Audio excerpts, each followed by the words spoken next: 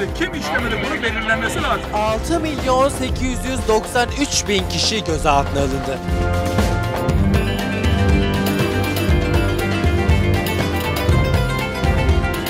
Salçalı Günler. Merhaba sevgili seyirciler, Salçalı Gündem'e hoş geldiniz. Bugünkü programımızda Türkiye'deki kadın hakları mücadelesini anlatmaya devam edeceğiz. Geçtiğimiz bölümde eski Yunan'dan dijital çağa kadın düşmanlığının nasıl olup da hiç değişmediğini konuşmuş, Osmanlı'dan Cumhuriyet dönemine kadın mücadelesini anlatmıştık. Bugün ise Türkiye'de 2. ve 3. dalga feminizmi ele alacağız. Salçalı Günler. Size röportaj yapabilir miyim? Hayır mı? Size röportaj yapabilir miyim? Hayır herhalde. Yeter, Florans Keskin kalemsiz sokaklarda darbeler oluyorum, her yeri dolandım. Feminizm sizin için ne ifade ediyor? Feminizm benim için eşitlik ifade ediyor. Benim için de eşitlik, ayrı bir bakış açısı. Feminizm ne demek biliyor musunuz? Feminizm ne demek? Kopya alabiliyor muyuz arkadaşlarımızdan? Tabii. Ne diyorsunuz arkadaşlar? Bir fikriniz var mı? Feminizm kadın haklarını savunmak demek istiyoruz. Kadın hakları. Feminizm hayır pek bir konu yapamıyorum ama iyi değil yani. İyi değil mi? Değil. Feminizm de benim için ne ifade ediyor? Yaşadığım hayatı mantıklı bir zemine oturtuyor diye düşünüyorum hani. Hanımların kendilerine olan özgüveni ve hanımların kendini yapması yani. 2. dalga feminizm Türkiye'de Batı ülkelerinden yaklaşık 10 sene sonra yani 1980'lerde ortaya çıkıyor. 1. dalga feminizm kadınların kamusal alanda yer alma ve kamusal alanı dönüştürmesine odaklanırken 2. dalga feminizm özel alanında dönüştürülmesi gerektiğini, özel alanda yaşanılanların aslında toplumsal düzenin bir sonucu olduğunu savunuyor. 3. dalga ise kadınlar arasındaki beyaz olmamak, işçilik ve bunun gibi çeşitli deneyimlerin farklı politik sonuçlarını feminist anlatıya dahil ediyor. Transfeminizm akımı da kapsayıcılığa ve kesişimselliğe alan açan 3. dalganın içinden yükseliyor. Türkiye'de 2. dalganın başlangıcı olarak kabul edilen ilk kitlesel kadın yürüyüşü ise 17 Mayıs 1987'de gerçekleşiyor. Bu kadar kalabalık olacağımızı ben şahsen bulmuyordum. Onun için çok heyecanlıyım. Aynı zamanda 1980 darbesinden sonra düzenlenen ilk izinli eylem olan bu yürüyüş bir mahkeme kararına verilen tepkiden doğuyor. Çankırı Asliye Hukuk Mahkemesi hakimi Mustafa Durmuş, bir boşanma davası talebini reddederken imza attığı o ünlü kararda şöyle diyor: "Kadının karnından sıpayı, sırtından sopayı eksik etmeyeceksin." Bu cümlelerin medyaya yansımasının ardından ülkenin dört bir yanında kadınlar adeta ayaklanıyor. Karara tepki göstermek için Kadıköy'de düzenlenen dayağa karşı dayanışma yürüyüşüne 2500 kadın katılıyor. O tarihten itibaren eylemler, feminist örgütlenmeler tüm hızıyla devam ediyor. Eskiden sarkıntılık olarak adlandırılan cinsel tacize karşı Mor İğne kampanyası, kanunlarda yapılması istenen değişikliklerle ilgili kampanyalar kamuoyunda oldukça ilgi görüyor. Bu eylemliliğe feminist yayınlar da eşlik ediyor. 1978'de yayın hayatına başlayan ilk popüler feminist kadın dergisi Kadıncan'ın ardından 80'lerin sonunda Feminist, Kaktüs gibi feminist dergiler yayın hayatına başlıyor. Duygu Asena'nın o ünlü Kadının Adı Yok başlıklı kitabı da 1987'de yayınlanıyor. Tüm bu mücadele ilk meyvelerini 1990'larda vermeye başlıyor. O zamana kadar yasalar evli kadınların çalışmasını kocalarının iznine tabi tutuyor. Seks işçilerine yönelik tecavüz suçlarında cezanın 2/3 oranında indirim yapılmasını öngörüyor. Ama bu kanun maddeleri feministlerin mücadelesi sonucu 1990 yılında iptal ediliyor. Aynı yıl erkek şiddetiyle mücadeledeki en önemli feminist örgütlerden Mor Çatı Kadın Sığınağı Vakfı kuruluyor. Türkiye'deki aile içi şiddetin önlenmesine yönelik ilk kanunun çıkması ise 1998'i buluyor. 90'ların sonunda feministler mücadelenin en başından beri temas halinde oldukları LGBTİ artı hareketiyle de Kürt kadın hareketiyle de birlikte örgütlenmeye, müşterek eylemler düzenlemeye başlıyor. 2000'lere gelindiğinde Amargi'de transfeminizm sohbetleri yapılmaya başlıyor. Bir taraftan sokak eylemleri ve yasaları cinsiyetçi, ayrımcı maddelerden arındırma mücadelesi devam ediyor. Kadınların aile içindeki yasal statüsüne köklü değişiklikler getiren yeni Medeni Kanun 2001'de, namus, iffet gibi yaklaşımlardan arındırılmış yeni Türk Ceza Kanunu ise 2005'te yürürlüğe giriyor. Bu esnada Türkiye'de belki de kadın hareketinin en görkemli eylemlerinden biri olan feminist gece yürüyüşleri başlıyor. Dünya Kadınlar Günü'nde binlerce kadın dün akşam İstiklal Caddesi'nde buluştu. Ellerinde pankartlarla yürüdüler ve erkek şiddetine, erkek terörüne isyan ettiler.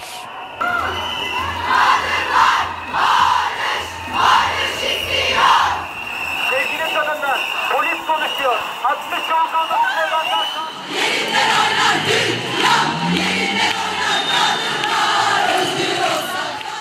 Gece sokakta olmanın tehlikelerine ve gecelerin kadınlara yasaklanmasına yönelik isyandan doğan bu yürüyüşler 2003'ten beri her sene 8 Mart'larda düzenlenmeye devam ediyor. Ancak son yıllarda kadınlar şiddete karşı çıkmak için gittikleri bu eylemlerde sıklıkla polis şiddetine ve gözaltı tehdidine maruz kalıyor. Yine de alternatif buluşma noktaları, alternatif eylem biçimleriyle sokak eylemlerine devam ediyorlar. Şimdi tüm bunları konuşmak için feminist hareketten bir konuğumuz var. Salçalı gündem. Evet sevgili seyirciler, şimdi stüdyomuzda uzun yıllardır Türkiye feminist hareketinin içinde olan sevgili Feride bizimle. Feride hoş geldin. Hoş bulduk.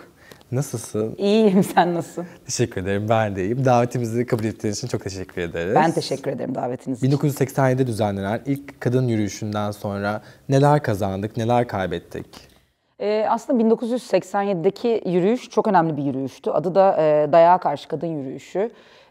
Bu yürüyüşle beraber ve 80'lerde feminist hareket dayak denen şeyin sistematik bir şey olduğunu, erkek şiddeti olduğunu, bunun patriarkadan kaynaklı olduğunu, yani özel alanda, aile arasında, kol kırılsın yen içinde kalsın, bunlar aile meseleleri biz karışmayalım çerçevesinin dışına çıkaran bir yürüyüş oldu, politikleştirmiş oldu. Yani kadına yönelik ev içerisindeki şiddeti, sömürüyü, baskıyı bir sistemin, yani bir ezme ezilme ilişkisinin sonucu olduğunu ve ezme ezilme ilişkisi olarak aynı diğer bütün ayrımcılıklar, ezme ezilme ilişkileri gibi politik bir mesele olduğunu açığa çıkarmış, ifşa etmiş oldular ve bununla da ancak mücadelenin toplumsal bir mücadele olabileceğini, yani hayatın her alanında bir mücadeleyle ve örgütlü bir mücadeleyle bizim kadınlar olarak ezilmekten, erkekler tarafından ezilmekten kurtulabileceğimizi anlatmış oldular bu yürüyüş ve sonrasındaki feminist mücadeleyle.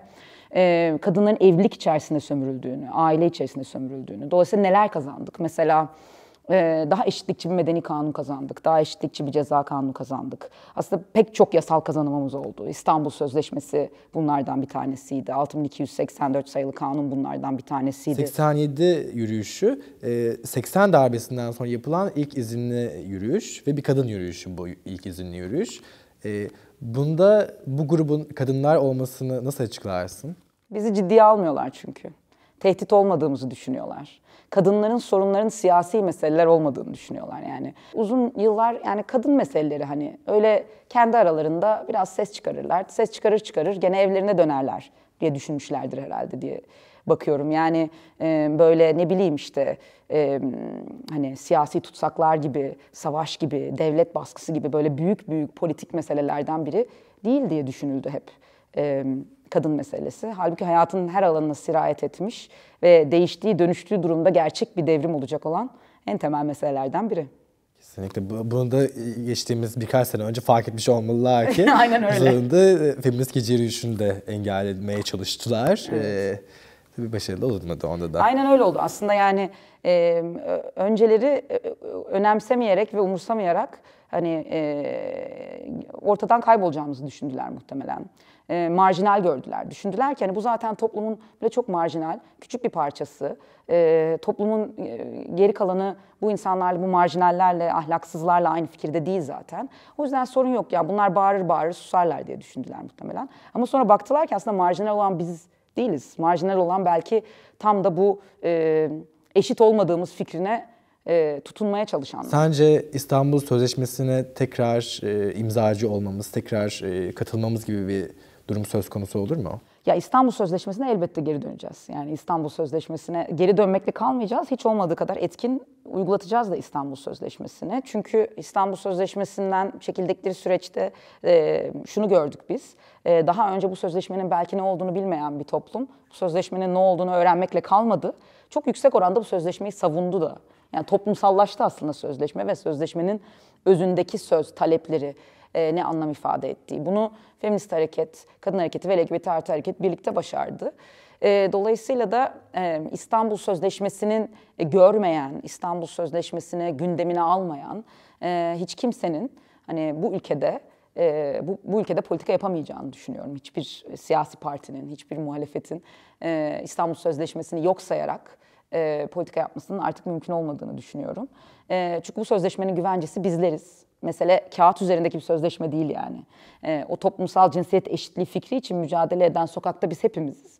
Dolayısıyla biz hepimiz orada olduğumuz sürece zaten o sözleşme yani zaten o sözleşmenin uygulanmaması ihtimali yok diye düşünüyorum yani. Biz kendimize güvenmek zorundayız öncelikle. Peki yıl olmuş 2023. Biz neden hala bu saçmalıklarla uğraşıyoruz? Bir gün bunlar son bulacak mı? Yani bu saçmalıklarla uğraşıyoruz çünkü hani bu üzerine konuştuğumuz bütün bu ayrıcalıkları, bu gücü hem işte sömürme ayrıcalığını, hem şiddet uygulama ayrıcalığını, hem iktidarını elinde tutan kimse o iktidardan, o ayrıcalıktan böyle gönüllü bir biçimde canı isteyerek vazgeçmez. O yüzden hala bu saçmalıklarla uğraşıyoruz. Çünkü iktidarı ve ayrıcalığı elinde tutanlar canı pahasına o iktidar ve ayrıcalık için bize engel olmaya çalışmaya devam edecekler. Bu 2023 de olsa, 2053 de olsa bu böyle olacak ama başarısız olacaklar. Sevgili Feride, katıldığınız için çok teşekkür ederiz. İyi ki geldin. Ben teşekkür ederim. Şimdi haber stüdyomuza bağlanıyoruz. Özellikle son yıllarda kazanılmış haklarımızın ne kadar kolay tartışmaya açıldığına şahit oluyoruz. Gelin biraz hafızamızı tazeleyelim.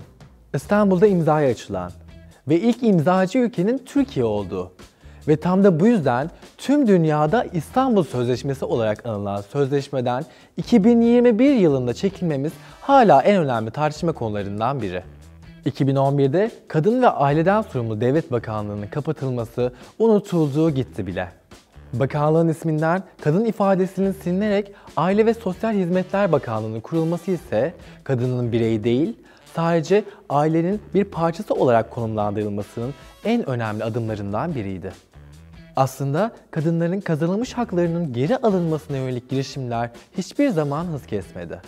2012'de kürtajı yasaklama girişimleri tepkiler sayesinde rafa kaldırıldı. Ancak ülkenin en tepesindeki ismin kürtajın yasaklanmasına dair açıklamaları fiili bir yasağı da beraberinde getirdi. Bazıları çıkıyor diyor ki kürtaj yaptırmak bir haktır diyor. Zaten bakanıma söyledim, kürtajla ilgili yasayı hazırlıyoruz ve bu yasayı çıkartacağız. Örneğin pandemiden hemen önce yapılan bir araştırmaya göre 8 ilde hizmet veren 295 kamu hastanesinden sadece 10 tanesi hiçbir şart koşmadan kürtaj hizmeti sunmayı kabul etti. 102 kamu hastanesi ise kürtajın yasak olduğunu iddia etti ve bu hizmeti sunmayı reddetti. Uzun mücadeleler sonunda 2005'te TCK'den çıkartılan ve cinsel saldırı suçlarında kadın ya da kız çocuğunun faille evlendirilmesi durumunda cezanın uygulanmamasını öngören kanun 2016 yılında meclise tekrar teklif edildi. Dönem dönem hortlayan bu teklif yine tepkiler sayesinde rafa kaldırıldı. Özellikle çocuk yaşta ve zorla evlilikleri engellemek için 1999'da atılan bir adımla imamların resmi nikah olmadan dini nikah kıymaları yasaklanmıştı. Ancak bu yasak 2015'te Anayasa Mahkemesi tarafından iptal edildi. Bu da yetmedi, 2017'de müftü ve imamlara resmi nikah kıyma yetkisi tanındı. Kadınlar seçme ve seçilme hakkını 1935'te elde etmiş olsa da 1935'ten 2022'ye kadar meclise 7287 erkeğe karşılık sadece 597 kadın milletvekili girdi. Programımıza Türkiye'deki kadın mücadelesinden başka bir konuğumuzla devam ediyoruz. Merhaba sayın seyirciler. Şimdi stüdyomuzda Kadın Cinayetlerini Durduracağız platformu Genel Sekreteri sevgili Fidan bizimle. Fidan hoş geldin. Hoş buldum, merhabalar. Nasılsın? İyiyim, sen nasılsın? Teşekkür ederim, ben de iyiyim. Şöyle başlamak istiyorum. Kadın cinayetleri yıllardır Türkiye'de en çok tartışılan konulardan biri. Herkes şiddeti kınıyor. Kadın mücadelesi her zaman devam ediyor. Erkek şiddetinin bitmesi için neyin değişmesi gerekiyor? Şimdi yine hep söylenen bir şeydir. Zihniyet değişmeli denir. Ama ben bunun bir tık ötesinde bir şeyden bahsetmek istiyorum. İşte o zihniyet nasıl değişecek? O ele alış, o yüzyıllar boyunca gelmiş olan erkek egemenliği nasıl ortadan kalkacak meselesinde aktüel politikalara ve hedeflere de ihtiyaç var. Bir bütünlüklü sürecin içerisinde. Onun da aslında son dönemde imzayı geri çektiler ama hala yürürlükte olduğunu savunduğumuz İstanbul Sözleşmesi'nin her bir maddesi uygulanırsa erkek şiddetini sonlandırmakla ilgili epeyce yol kat ederiz diye düşünüyorum. Harika. Son birkaç yılda tartıştığımız konular arasında pembe metrobüs, öğrenci evlerinde kızla erkekli kalınması, kürtajın yasaklanması, şortlu kadına saldırı, böyle başlıklar var. Kadınlara ve LGBT artılara yönelik baskılar artıyor. Haklarda bir gerileme mi yaşanıyor ve neden sence? Aslında şöyle düşünüyorum biraz. Temel kazanılmış haklarımızın sınırlandırılması tehlikesiyle karşı karşıyayız. Şimdiye kadar geçtiğimiz yıllarda daha çok söylemsel durumlarla, baskılarla karşılaşıyorduk. Şimdi bunun yapısal olarak önerileriyle karşılaşıyor durumdayız. Aslında her ne kadar haklarımızın sınırlandırılıyor oluşuyla karşı karşıyaymışız gibi görsek de somut olarak toplumda çok büyük bir dönüşüm ve değişim sağladığımızı düşünüyorum. Kadın haklarıyla ilgili, LGBTQ artıların haklarıyla ilgili toplumda gerçek anlamda yürüttüğümüz tüm bu mücadelelerle ciddi bir değişim ve dönüşüm olmuş durumda. Bunun en somut örneğini biz hep ortaya koyuyorduk, ifade ediyorduk. Fakat İstanbul Sözleşmesi tartışmaya açıldığında hatırlayalım hep beraber ki bir araştırma sonucunda imzanın geri çekilmesini savunan sadece %7'lik bir kesim vardı. Yani o açıdan bahsedildiği gibi azgın azınlık diye bizlere söylenirken azgın azınlık kimlerin olduğunu görmüş olduk. Mücadele hala sokakta devam ediyor. Ve sen de sokakta en çok olanlardan birisin. Bütün eylemlerde gerçekten önde görüyoruz seni ve böyle bir ortamda hala 8 Mart'ların gece yürüyüşünün, sokakta eylem yapma biçiminin, mücadelenin en çok da kadın hareketi tarafından hala devam ettirilmesi. Bunu nasıl görüyorsun? Sokakta hala kalabilmemizi ve mücadeleye, eyleme orada devam edebilmemizi. Şimdi orada da aslında şöyle bir gerçeklikle karşı karşıyayız. Toplumun içerisindeki kadınları, LGBTQ artıları düşünecek olursak bizleri. Herkes kendi hayatında erkek şiddetinin, heteronormatif düzenin, baskılarının en can alıcı yönleriyle karşılaşıyoruz. Öldürülüyoruz ya da şüpheli ölümlerle karşı karşıyayız artık. Öldürülüyoruz, bedenimiz yok edilmeye çalışılıyor. Hep yükseklerden düşüyoruz ve o sırada hep orada bir erkek oluyor fakat buna intihar deniliyor. Ya da düşünün ki her gün ölüm haberlerini görmelerine rağmen, LGBTQ artılara vahşi saldırıları görmelerine rağmen kadınlar, LGBTQ artılar kararlarından vazgeçmiyorlar. Bu çok üst düzey bir direniş biçimi aslında. Bizim sokaktaki bunu protestoya dönüştürüşümüz, işte o her bir kadının, LGBTQ artı arkadaşımızın, hepimizin yaşadığı meselenin örgütlü politik sokaktaki vücut bulduğu andır. Ve ancak bu şekilde hepimiz bir araya gelirsek eğer zaten bu düzeni değiştirmek için bir basınç gücü oluşturabiliriz. Aslında son cümlelerinde de bahsettiğin gibi kadınlar, LGBT artılar, çocuklar son dönemlerde bütün yaşanan olaylarla demoralize olabiliyoruz. Umutsuz hissedebiliyoruz. Böyle durumlarda bu hisse kapıldığımızda ne yapılmasını önerirsin? Biraz önce de çok güzel bahsettin, bunu açmanı isteyeceğim. Şöyle, tabii ki bazı özellikle bugünlerdeki gibi dönemlerde baskının arttığı, otoriterleşmenin derinleştiği, sesimizin hep kısılmaya çalışıldığı, bütün hareket alanlarımızın, örgütlenme özgürlüğümüzün dahi kısıtlanmaya çalışıldığı, biliyorsunuz bize bir kapatma davası açtılar. Bu da bir başka yönü baskıların. Bu gibi durumlarda umutsuzluğa kapılıyor olmak, bir tür karamsarlığın yaygınlaşması bir yönüyle olağan ama buradan çıkmak lazım aslında. Bu anlamıyla daha cesaretli ve umutlu olmamızı sağlayacak olan şey şudur diye düşünüyorum. Yani ne yapmalıyız bu gibi anlar yaşadığı zaman herkes diye düşündüğümde açıkçası şimdiye kadarki başardığımız şeyleri düşünmemizde fayda var. İşte o bize cesaret verecektir. Hep şunu hatırlarım. İran'da başörtüsü bahanesiyle, sebebiyle öldürülen Mahsa Amini sadece başörtüsü takmadığı için değil, uygun şekilde başörtüsü takmadığı için öldürüldü ve orada ciddi bir direniş söz konusuydu. Ya da Afganistan'da yaşananlar. Türkiye'de bu topraklarda bizim yaşadığımız zorluklar, bütün bunlara rağmen her nerede bir zorluk, baskı varsa onun karşısında da mutlaka direniş vardır.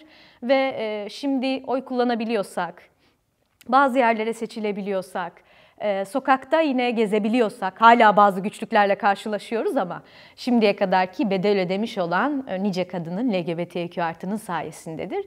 Ve şunu da eklemek isterim, bazen o umutsuzluk, karamsarlık kişileri daha tekil ve bireyci düşünmeye itiyor olabilir.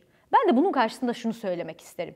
Belki tek başına bir şeylere karşı başa çıkma gücünü kendi içinizde, kendi elinizde hissetmeyebilirsiniz. Ama şuna emin olabilirsiniz. Biz bir araya gelirsek eğer, yan yana olursak eğer ve tek bir hedef doğrultusunda mücadele edersek başaramayacağımız hiçbir şey yok diye düşünüyorum. Kesinlikle katılıyorum. Çok teşekkür ederiz. Ne demek? İyi ki geldin. Ben teşekkür ederim. Sağ ol. Salçalı gündem. Evet sevgili seyirciler, bir programın daha sonuna geldik. Türkiye'de 100 yıllık kadın mücadelesinin izini sürdüğümüz bu programı Nuriye Ulvi'nin 1913'te Kadınlar Dünyası'nda yayınlanan satırlarıyla bitiriyoruz. Bilmiyorum bunu istemekte ne fevkaladelik görülüyor. Asıl fevkaladelik hakkımızın verilmemesindedir. Bir sonraki programa kadar her nerede direniyor ya da diretiyorsanız